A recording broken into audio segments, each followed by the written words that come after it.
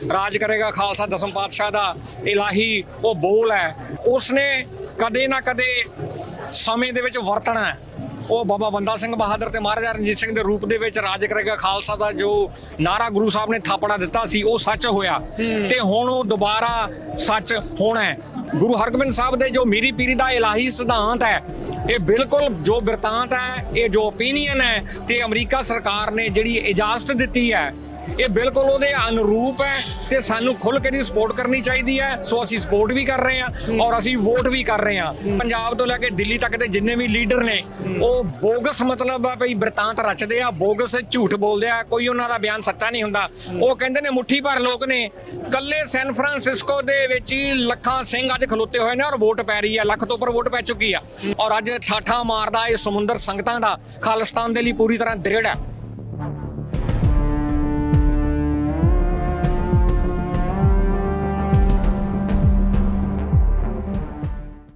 ਵਾਹਿਗੁਰੂ ਜੀ ਕਾ ਖਾਲਸਾ ਵਾਹਿਗੁਰੂ ਜੀ ਕੀ ਫਤਿਹ। ਇਸ time civic centre plaza ਤੋਂ ਲਗਾਤਾਰ ਕਵਰੇਜ ਚੱਲ ਰਹੀ ਹੈ ਪੰਜਾਬੀ ਰੇਡੀਓ USA ਦੇ ਤੇ ਆਪਣੇ ਨਾਲ ਬੇ ਏਰੀਏ ਤੋਂ ਬਲਵਿੰਦਰਪਾਲ ਸਿੰਘ ਜੀ ਖਾਲਸਾ ਜੁੜੇ ਹੋਏ ਆ। ਵਾਹਿਗੁਰੂ ਜੀ ਕਾ ਖਾਲਸਾ ਵਾਹਿਗੁਰੂ ਜੀ ਕੀ ਫਤਿਹ।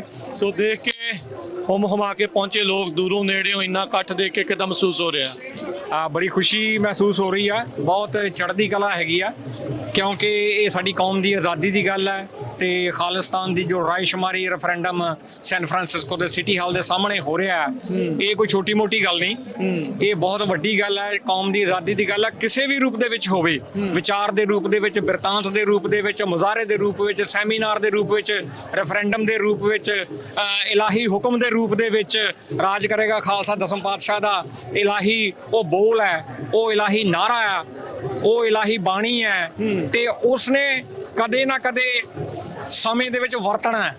ਉਹ ਬਾਬਾ ਬੰਦਾ ਸਿੰਘ ਬਹਾਦਰ ਤੇ ਮਹਾਰਾਜਾ ਰਣਜੀਤ ਸਿੰਘ ਦੇ ਰੂਪ ਦੇ ਵਿੱਚ ਰਾਜ ਕਰੇਗਾ ਖਾਲਸਾ ਦਾ ਜੋ ਨਾਰਾ ਗੁਰੂ ਸਾਹਿਬ ਨੇ ਥਾਪਣਾ ਦਿੱਤਾ ਸੀ ਉਹ ਸੱਚ ਹੋਇਆ ਤੇ ਹੁਣ ਉਹ ਦੁਬਾਰਾ ਸੱਚ ਹੋਣਾ ਹੈ। ਕਦੋਂ ਹੋਣਾ ਇਹ ਅਕਾਲ ਪੁਰਖ ਜਾਣਦੇ ਨੇ, ਪਰ ਸੰਗਤਾਂ ਦੇ ਉਤਸ਼ਾਹ ਨੂੰ ਵੇਖਦਿਆਂ ਹੋਇਆਂ ਤੇ ਗੁਰਦੁਆਰਾ ਪ੍ਰਬੰਧਕ ਕਮੇਟੀਆਂ ਦੇ ਸਹਿਯੋਗ ਨੂੰ ਵੇਖਦਿਆਂ ਹੋਇਆਂ ਇਹ ਗੱਲ ਜਿੱਥੋਂ ਤੱਕ ਅੱਜ ਅਮਰੀਕਾ ਦੇ ਵਿੱਚ ਸੈਨ ਫਰਾਂਸਿਸਕੋ ਦੇ ਵਿੱਚ ਪਹੁੰਚੀ ਹੈ, ਇਹ ਬਹੁਤ ਵੱਡੇ ਮਾਇਨੇ ਰੱਖਦੀ ਹੈ। ਇਸ ਨੂੰ ਸਾਨੂੰ ਬਹੁਤ ਵੱਡੀ ਪਿਕਚਰ, ਵੱਡੇ ਕੈਨਵਸ ਦੇ ਵਿੱਚ ਵੇਖਣਾ ਚਾਹੀਦਾ ਵੀ ਇਹ ਜੇ ਸਿੱਖ ਸੋਵਰੈਂਟੀ ਜਿਹੜੀ ਹੈ ਇਹ ਗੁਰੂ ਹਰਗੋਬਿੰਦ ਸਾਹਿਬ ਦੇ ਜੋ ਮੀਰੀ ਪੀਰੀ ਦਾ ਇਲਾਹੀ ਸਿਧਾਂਤ ਹੈ, ਇਹ ਬਿਲਕੁਲ ਜੋ ਬਿਰਤਾਂਤ ਹੈ, ਇਹ ਜੋ ਓਪੀਨੀਅਨ ਹੈ ਤੇ ਅਮਰੀਕਾ ਸਰਕਾਰ ਨੇ ਜਿਹੜੀ ਇਜਾਜ਼ਤ ਦਿੱਤੀ ਹੈ ਇਹ ਬਿਲਕੁਲ ਉਹਦੇ ਅਨੁਰੂਪ ਹੈ ਤੇ ਸਾਨੂੰ ਖੁੱਲ੍ਹ ਕੇ ਦੀ ਸਪੋਰਟ ਕਰਨੀ ਚਾਹੀਦੀ ਹੈ। ਸੋ ਅਸੀਂ ਸਪੋਰਟ ਵੀ ਕਰ ਰਹੇ ਹਾਂ ਔਰ ਅਸੀਂ ਵੋਟ ਵੀ ਕਰ ਰਹੇ ਹਾਂ ਔਰ ਛੋਟੇ ਬੱਚੇ ਤੋਂ ਲੈ ਕੇ 90 ਸਾਲ ਤੱਕ ਦੇ ਬਜ਼ੁਰਗ ਇੱਥੇ ਪਹੁੰਚੇ ਨੇ ਤੇ ਇਹਦੇ ਤੋਂ ਡਰਨ ਦੀ ਲੋੜ ਨਹੀਂ। ਅਮਰੀਕਾ ਦੀ FBI ਨੇ 2 ਦਿਨ ਪਹਿਲਾਂ ਮਤਲਬ ਸੰਦੇਸ਼ ਦਿੱਤਾ ਜਿਹਦਾ ਭਾਵ ਇਹ ਬਣਦਾ ਹੈ ਸਪੋਰਟ ਕੀਤੀ ਆ, ਉਹਨਾਂ ਨੇ ਸਪੋਰਟ ਕੀਤੀ ਆ ਔਰ ਕਹਿੰਦੇ ਆ ਵੀ ਤੁਸੀਂ ਡਟ ਕੇ ਵੋਟ ਪਾਓ, ਝਿਜਕਣ ਦੀ ਡਰਨ ਦੀ ਕੋਈ ਲੋੜ ਨਹੀਂ। ਜੇ ਕੋਈ ਬੰਦਾ ਤੁਹਾਡੇ ਲਈ ਥ੍ਰੈਟ ਪੈਦਾ ਕਰ ਸਾਨੂੰ ਦੱਸੋ, ਟੰਗਾਂਗੇ ਅਸੀਂ। ਸੋ ਇਸ ਕਰਕੇ ਬਹੁਤ ਚੜ੍ਹਦੀ ਕਲਾ ਹੋ ਰਹੀ ਆ ਔਰ ਮੈਂ ਪੰਜਾਬੀ ਰੇਡੀਓ ਦਾ ਬਹੁਤ ਜ਼ਿਆਦਾ USA ਦਾ ਧੰਨਵਾਦੀ ਹਾਂ ਭਈ ਉਹ ਮਤਲਬ ਇਸ ਦੇ ਵਿੱਚ ਬਹੁਤ ਵੱਡਾ ਸਹਿਯੋਗ ਕਰ ਰਹੇ ਨੇ। ਸੋ ਬਿਲਕੁਲ ਆਪਾਂ ਦੇਖ ਰਹੇ ਹਾਂ ਬਲਵਿੰਦਰਪਾਲ ਸਿੰਘ ਜੀ ਵੀ ਅਕਸਰ ਕਹਿੰਦੇ ਆ ਵੀ ਬੰਦੇ ਬੜੇ ਥੋੜੇ ਆ ਮੰਗ ਕਰਨ ਵਾਲੇ, ਪਰ ਅੱਜ ਤਾਂ ਸਾਰਿਆਂ ਦੇ ਸ਼ੱਕ ਉਹ ਦੂਰ ਹੋ ਗਏ। ਉਹ ਜੋ ਅੱਖਾਂ ਤੇ ਮਿੱਟੀ ਹੋਊਗੀ ਜਾਂ ਘੱਟਾ ਹੋਊਗਾ ਝੜ ਗਿਆ ਹੋਊ।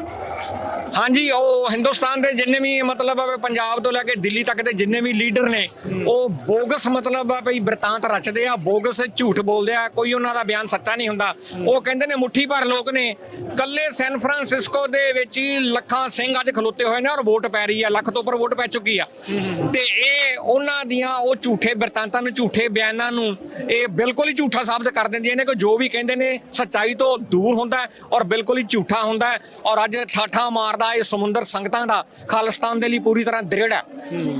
ਸੋ ਬਿਲਕੁਲ ਜੀ, ਸੋ ਕੌਮੀ ਘਰ ਦੀ ਗੱਲ ਹੋ ਰਹੀ ਆ, ਉਸ ਦੇ ਲਈ ਰਾਇਸ਼ੁਮਾਰੀ ਹੋ ਰਹੀ ਆ, ਖਾਲਿਸਤਾਨ ਦਾ ਰੈਫਰੈਂਡਮ ਜਿਹੜਾ ਹੋ ਰਿਹਾ, ਅਮਰੀਕਾ ਦਾ ਪਹਿਲਾ ਪੜਾਅ ਆ। ਆਉਣ ਵਾਲੇ ਦਿਨਾਂ ਦੇ ਵਿੱਚ ਹੋਰ ਵੀ ਸੈਂਟਰ, ਹੋਰ ਵੀ ਤਰੀਕਾਂ ਜਿਹੜੀਆਂ ਆ ਉਹ ਕਹਿ ਰਹੇ ਆ ਵੀ ਐਲਾਨ ਜਿਹੜੀਆਂ ਕੀਤੀਆਂ ਜਾਣਗੀਆਂ। ਹੁਣ ਕੁਛ ਘੰਟੇ ਦਾ ਵਕਤ ਜਿਹੜਾ ਉਹ ਰਹਿ ਗਿਆ ਆ।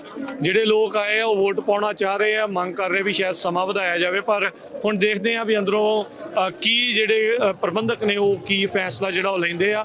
ਪਰ ਉਮੀਦ ਕਰਦੇ ਆ ਵੀ ਜਿੱਥੇ ਵੀ ਅੱਗੇ ਵੀ ਇੱਦਾਂ ਵੋਟਾਂ ਹੋਣਗੀਆਂ, ਇਦਾਂ ਹੀ ਲੋਕਾਂ ਦਾ ਜਿਹੜਾ ਇਕੱਠ ਆ ਉਹ ਹੋਊਗਾ।